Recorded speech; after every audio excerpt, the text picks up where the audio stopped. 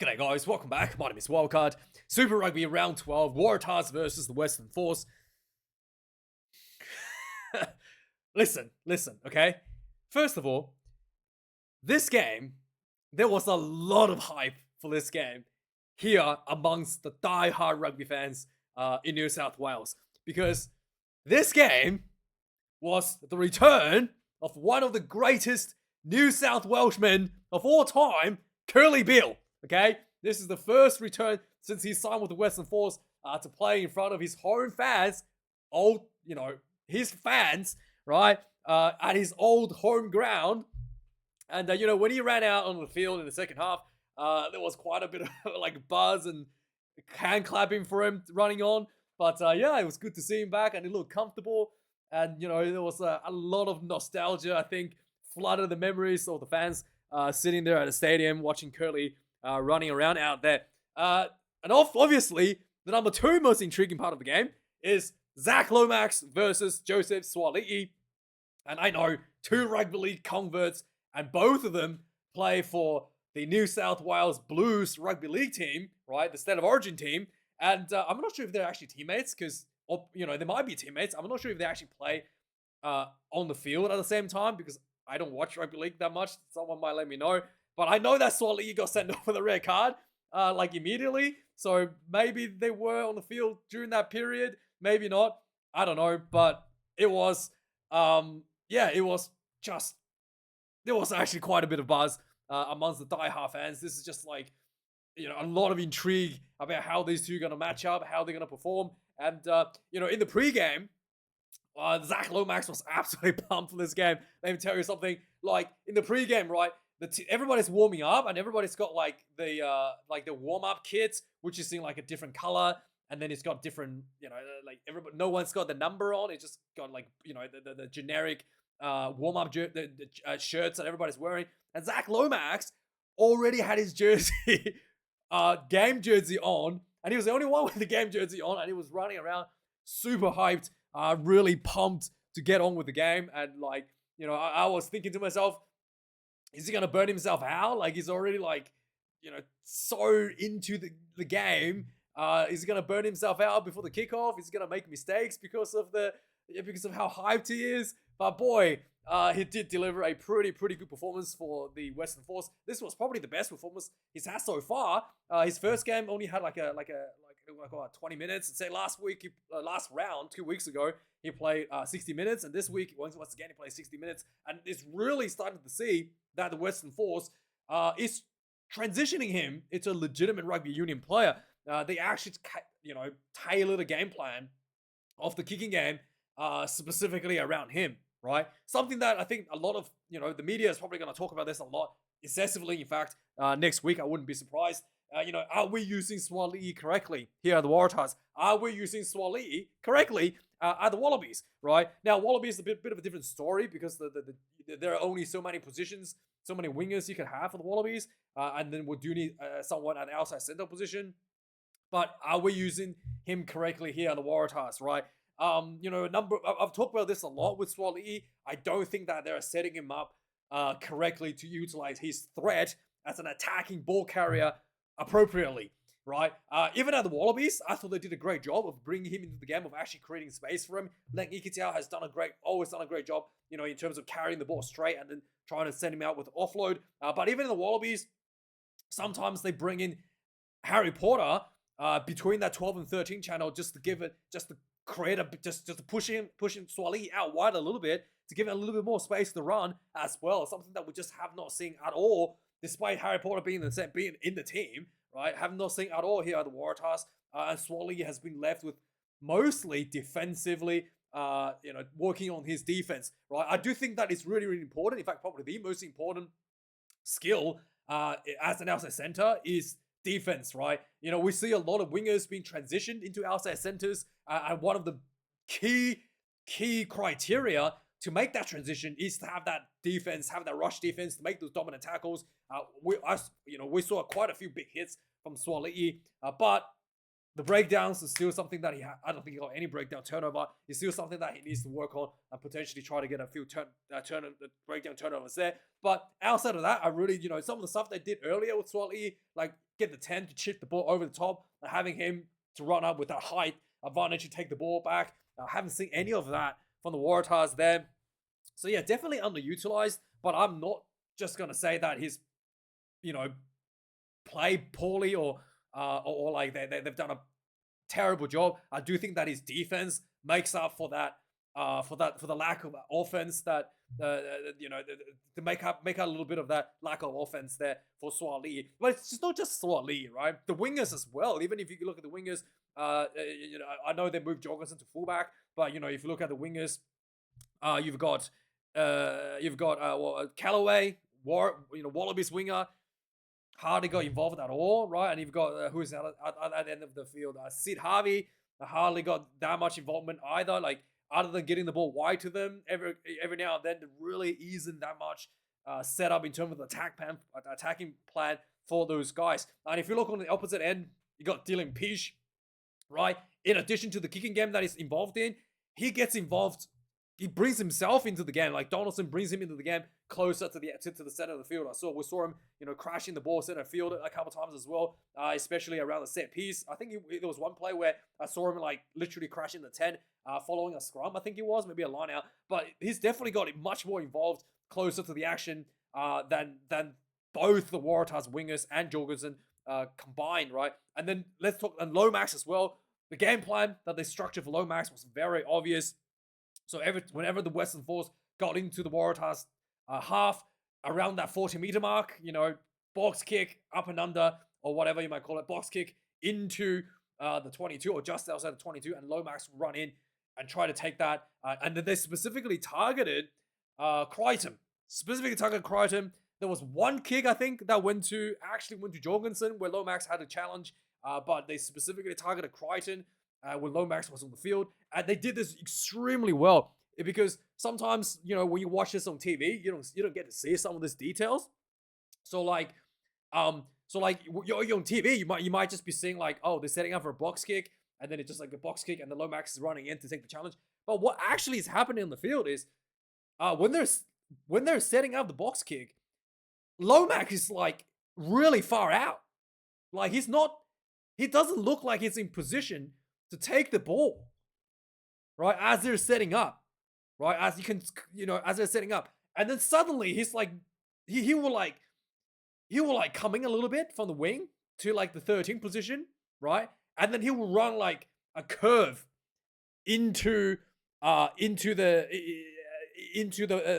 chase the ball, right. So if I was to, I don't know, if I was to draw a line, you would understand what he's actually doing, which is really, really sneaky, right? So like, let's say, let's just say that, I don't know if you can see this. You might not be able to see this. So let's say let's say I don't know how we're gonna do this, but yeah, but anyway, let's say the ball is in the middle of the field. They're doing an up and under. Lomax might still be standing on the wing, and he'll bring himself in a little bit, and he'll run like a curve to get this ball from he'll just literally sweep around sometimes, just in the last minute, last second, and then quickly position himself from out of nowhere, and then run in and challenge this ball. So it is something that is they clearly done a lot of practice, and it is something that is surprisingly difficult to predict when this is going to happen, because a lot of times you're expecting, because if you're just looking up, you see a bunch of forwards and Lomax still on the wing. You're as a ball receiver, you're probably expecting like, one of the forwards or something to come up and challenge you as one of the slower forwards, or maybe even, the halfback chasing it himself, or maybe, I don't know, someone, right? And suddenly, as the ball is getting kicked, Lomax is sweeping around, and then he's just like he's running like almost like an L line at you. He's running across, and he's just coming straight at you suddenly. And suddenly you got Lomax running at you, and he's challenging the ball, right? So it's actually much more like deceptive than it looked on TV. Right, where it just seems like an up and under, and Lomax is chasing it. He's actually like being quite deceptive, hiding himself quite well before actually cutting in, and then coming in a straight line at you for the kick. So there was a lot of effort putting these kicks, and then Crichton actually did extremely well to defend, to recover those high ball under pressure. I do think that some of those kicks, a number of those kicks, are a little bit overcooked. They should have put it just outside the 22, and they just put it inside the 22, allowing Crichton to call those marks. But yeah, the strategy was there, and you can clearly see they tried to use it a number of times in this game. And Donaldson as well. This, talking to a few guys there, probably going to be the starting 5'8" for the Wallabies. Really organized the attack line really well. He's the one that's calling the box kick. By the way, it's not the halfback. He's the one telling the halfback. I think they call it birdie. Right, you can hear Donaldson screaming something. I think he says birdie, birdie, and then the halfback will set it up, and then Lomax will hear it, and he will just do like a cut in. He'll like run back in quickly, and then cutting straight in at you. But yeah, really, really, really good for them, and really good for Crichton to diffuse a lot of that. And the second half, on the second half, when Lomax came off, the Western Force switched to the box kicking to Dylan Peach to challenge Jorgensen, which in my opinion, I thought Jorgensen would be the one that dominates the aerial battle, but Dylan Peach absolutely destroyed Jorgensen in the second half. To my surprise, like almost every one of the box kicks was recovered by Dylan Peach. It was just crazy how good Dylan Peach was, and especially against Jorgensen. In my opinion, I thought Jorgensen is like one of the best guys in maybe not in the world, but one of the best guys, if not the best guy, under the high ball in Australia. And Dylan Peach just dominated him in the second half. And yeah, so there was that aspect of the game that I think the Western Force strategically just had a better planning overall for the Waratahs. The Waratahs kicking game, on the other hand, was absolutely atrocious. Absolutely atrocious. A lot of low pressure kicks, just punting the bit ball down the field. A lot of times you need to find touch, not finding touch. The up and unders, a lot of times, don't know who is supposed to, like, there's no clear isolation of players. Unlike the Western Force, who clearly identify targets, right? Dylan Peach on Jorgensen, and then you got Lomax on Crichton. Clear targets that they were working on throughout the entire game. The Waratahs box kicks, I don't know who they're supposed to be for. A lot of times it's just punted out, and it's either too long or it's too short. like it was just never really quite got the sweet spot. And never really had a clear player that they're trying to isolate under the high ball. And just, yeah, it just completely got dominated in the kicking game. But yeah, outside of that, the set piece, I'm very surprised, the Western Force kicked those penalty goals in this game, to be really honest with you. They spent a number of weeks coming into this one against much, much tougher opponents. I'm sorry, but, the Reds in Queensland, Christchurchians, the White-Eye Crusaders at home, both I would consider much, much tougher opponents, and they beat both those opponents without kicking any penalties, and only to come in against the Waratahs starting to kick penalties, especially that first one. I was really surprised, right? I know that, you didn't quite get the momentum rolling. You want to take 3 points to settle yourselves, but a little bit out of character. But yeah, there was one, I had some guy sitting next to me. I was talking to them. He's like, the guy that was sitting next to me, he's like very big advocate for kicking penalty goals. And I told him, I said, look, the problem with penalty goals is the fact that, especially for Australian teams, we kick 3 and then we end up conceding more points than the 3 we're just kicking into retaliation. And it was like, oh, that's not the case. It was like, oh, that's not the case. And I was like, okay, let's watch. That happened exactly like I said this game, right? Western Force came out, they kicked 3. Waratahs retaliated with 10 points. And then Waratahs kicking the 3, the 3 points for the 10. Western Force came back and retaliated 14 points. And then the Western Force kicked 3, and Waratahs retaliated with 7 points, and then the game ended, right? So and then we were kind of like laughing about this. I'm like, look, exactly played out like I said. There's something to it, right? There is something to it. There's something about the penalty goals. And we were talking about, he was talking about that. Hey, taking 3 points, put pressure on the opposition. And then it's just like, you're putting you're putting pressure, applying pressure, scoreboard pressure, mental pressure on the opposition, and that's a good thing. That's good for you. And my counter to that is, yes, you put pressure on the opposition, but you've taken pressure off your own players, right? You've actually taken the gas off your own players, and you've put your own players into like a mental, in a mental comfort zone. Like you're putting his players into like a comfort zone, right? And that generally leads to underperformance. So you can have two ends of it, and then the pressure that you put on the opposition plays against you because they're desperate to score the ball, to get the ball back, just to score this. And then you, on the other hand, is feeling quite confident that you just kicked the three, and you're like relaxed, and you've just had like a dopamine hit. This might be it, right? The dopamine hit might be a dopamine hit in your head, and you're like all relaxed and happy, and suddenly that dopamine is working against you because the opposition has just had an adrenaline hit because they've just taken a punch. The fight or flight mechanism has kicked in for your opposition, and you're just sitting here had a short burst of dopamine, and that just doesn't really match up, right? And then you end up conceding more points in retaliation than the 3 points you just scored. So that's like my theory. You can let me know if that's correct or not, but I think there's definitely some kind of science involved here, and this happens a lot to Australian teams. Not always, but a lot to Australian teams. But yeah, so that's very to my surprise, Western Force start kicking, and I thought the Waratahs probably had a chance to come back. Despite the overwhelming dominance, the Western Force only won by 3, right? And I think that's because of kicking, because the goal kicking, and not really putting the hammer down against the Waratahs. The Waratahs wasn't that great in the lineouts. The Western Force, I don't think either teams went for a lineout set piece more. When they had the penalties, I think both teams went for taps instead of going for the set piece, which was surprising to me, that especially the lineout more, something that has worked really, really, really well for the Western Force. Maybe there are some, memory is a little bit hazy, but I think I know the Waratahs did a lot more tap and goes than actually going for the lineouts. But yeah, it is something that the penalty kicks, surprising that the Western Force went for it and almost allowed the Waratahs to come back in the game. The game management is another thing that I think both the Waratahs probably especially did really poorly.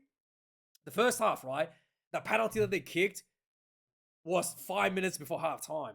And, one of the things, it's like, if you kick the penalty, you get the 3, and then you've actually given the opposition 5 minutes to come back at you, right? And then if they went for the lineouts, and then even if they don't get the try, right? Even if they don't get a try, they could have run the 5 minutes down to almost no time for the Western Force to score back at you. So you will still go into half time, 7 points to 3 instead of taking 3 and then concede 7, go in halftime, which was 10 points to 10, right? 10 points draw. So I thought the game management for Waratahs there again was just default mode and not really made the right decision there as well in that first, especially that first penalty they kicked before the halftime.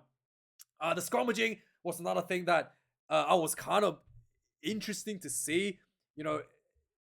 Angus Garner, the referee, has been the toughest referee when it comes to penalizing the teams for angling in. Both teams weren't able to get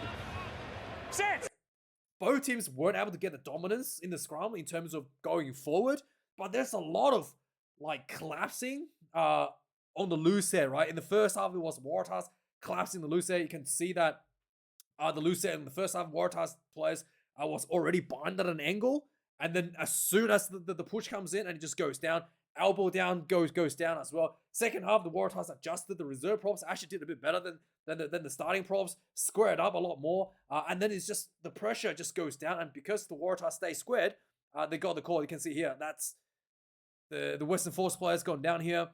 They've already this is Asiata. Second half, just watch this. Yeah, he's already going down. And I think the Waratahs tied here did a really good job of pinning him down. Actually, just let that shoulder roll over and getting the penalty there. The first half, almost the same happened against the Waratahs, but the elbow was down for the Waratahs loose head and then got pinned a number of times. But neither team was able to get the full momentum. And Angus Garner basically, if you're angling a little bit and then the storm goes down, just pin the player for the angling in as the culprit for the penalty. So at least it's consistent this game, and there's not too much. I don't think there's any crazy scrum decisions overall. And yeah, overall this game, I felt like both teams played too much of the spreadsheet. In terms of kicking game, the Western Force was obviously dominating the kicking game, which is understandable why they kept going for it. Yeah, but the Waratahs kicking game, man, wow, it was so bad. The people around me was just getting angry for the kicking game. Like especially some of the box kicks. The exit was just like, what is the point? Like you've kicked your box kick from like outside your own 22 into like your own 10-meter line, like like hardly going forward 10 meters, and then only for the Western Force getting a 50-50 chance to get the ball back sometimes. Yeah, really just bizarre, like poor kicking. Like in that situation, you should either take the ball back into your own 22 and just kick the ball out on the full and then try to force a line out at halfway, or you got to just punt it down the field longer, right? If you can't kick the ball out, just punt it down longer and try to, catch catch the team on the way back at halfway, or making them kicking the ball back to you, right? But overall, it was just really, really poorly executed. The Waratahs kicking game, but yeah, really disappointing to see. But yeah, I mean, I don't know what else to say. It was. Yeah, it is what it is. A lot of work for the Waratahs, and I'm sure the media will be all over how the Waratahs are using Suaalii, and I would not be surprised if they try to. I hope they don't. I really hope they don't move Suaalii to wing and just to match the Lomax strategy. I think they just need to open up. Yeah, like there were so many times the Waratahs were beating against the Western Force try line, and then instead of swinging the ball out to Suaalii or anybody, they just kept pick and go, and eventually the forwards would score. But like there was just zero confidence in spreading the ball wide, whereas the Western Force clearly had more ambition to go wide. Like I don't know, I don't know what is happening there with the Waratahs. The Western Force, the one thing I do have to say, Donaldson was great, but the one thing I do want to see a bit more for Donaldson is that spontaneous kicking game, instead of just like, instead of just calling for the box kick, right? For Lomax to set up Lomax for the challenge, just like a spontaneous one, like, just, quickly chip over, just like, get a quick ball and then just quick chip over the top and get Lomax to chase it down and see what happens. Instead of just up and under, they could try the French style, like a little grubber down the side or something, just to set up Lomax a little bit more. I was surprised that they didn't do that for Lomax or Dylan Peach, which I did think that both of them had a bit of a speed advantage over the Waratahs wingers. If the strategy, if they did deploy that strategy, I was expecting that, but they didn't see that at all from the Western Force in that regard. So I want to see a bit more of that from Donaldson for the Waratahs. Yeah, I don't know. There's so many lineouts, lost so many lineouts as well for the Waratahs on their own throw, and the Western Force lineouts weren't challenged at all a lot of times. But yeah, it is a little bit disappointing, and I'm surprised that we didn't concede more points. Anyway, this is going on long enough. Do a quick match stats. 242 run meters for the Waratahs. 700. The Waratahs were so bad at exiting. The Western Force just kept running the ball back from the halfway, like running, and then they're doing a box kick or whatever, and the Waratahs kick the ball out, and the Western Force just run it back. Box kick it to you in the 22, and the Waratahs kick it out. Oh, it was horrendous. And then like Crichton's touch finders would also just, dude, like there were people like, it was not good. Like the penalties at the end, I know he didn't have much angle to work with, but you got to go a bit more than like 10 meters, like 10, 15 meters. Like it was just too conservative. Way too conservative in those touch finders, especially if you're like, you got to go for the break to win the game. Like go for broke to win the game, right? You just go for it. Like really try to get maximum distance out of that penalty. Even if you miss it, so what? Like, if you kick the ball out only 10 meters ahead of you, you might as well take a tab at that point, right? Like it was like the touch finders were pretty average as well. Anyway, 211 carries for Western Force, 103 for the Waratahs, 30 defenders spitters for Western Force, 14 for the Waratahs. 239 passes, 21 turnovers against the Western Force, 11 against the Waratahs. So the breakdown battle was quite fierce as well. Was quite fierce as well. I thought the Western Force probably had the advantage at the turnovers, at the breakdowns, but both teams did really well to defuse the opposition inside their own 22 a number of times. 287 tackles made for the Waratahs, 30 missed tackles, not too bad considering how many tackles they had made. 146 tackles made for the Western Force, 14 missed tackles there. 28 kicks in play for the Waratahs, 21 for the Western Force, 854 for the Waratahs, 550 for the Western Force. And this is just the quality of the kicks, just not up to scratch for the Waratahs at all, right? 8 lineouts for the Waratahs, 3 lost. 15 for the Western Force, no lineouts lost there. 5 scrums, no one lost there. Look at this. Second half possession, 71% for the Western Force, 28 for the Waratahs. Like, you just absolutely dominated from the kicking game. Horrendous. 8 penalties considered, so that's a plus for the Waratahs. Only 8 penalties considered, 10 penalties considered for the Western Force. So yeah, overall, penalty counts were both teams can be pretty happy about that overall. So anyway, let's do a quick point summary. Not too much to say. There was a bit of a stalemate early on, and then Donaldson kicked, to my surprise, kicked the first 3 points, and then the Waratahs backed themselves. It took a really long time for Waratahs to get themselves, in a position. You look like the Western Force could score a number of times, but the Waratahs backed themselves, and eventually, Crichton got a try. 33 minutes. How did that? There were just penalties in front of the goalpost. I think it was a bunch of tap and goes from the Waratahs, pick and drive, and then Crichton went in for the try. I think it was near the sideline. Can't remember. But Crichton scored 33 minutes, and then after this, Waratahs got a penalty right away, and they kicked the 3, right? With 4 minutes left on the clock just before halftime.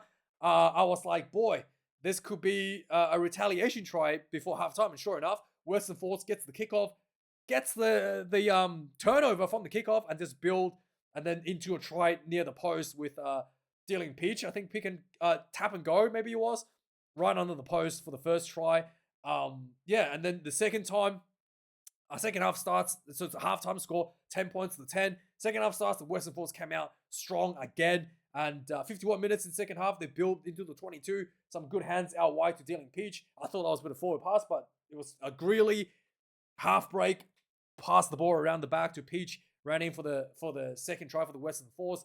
And then the game played on, I think around 70 minutes. The Western Force did really well to just not only control the territory, but control the ball and just really smothering the Waratahs quite a bit. But about, 68 minutes, about 10 minutes left, the Western Force had a penalty, and they decided to take the 3. And I was like, well, Waratahs might win this one with 10 minutes left, but not quite enough.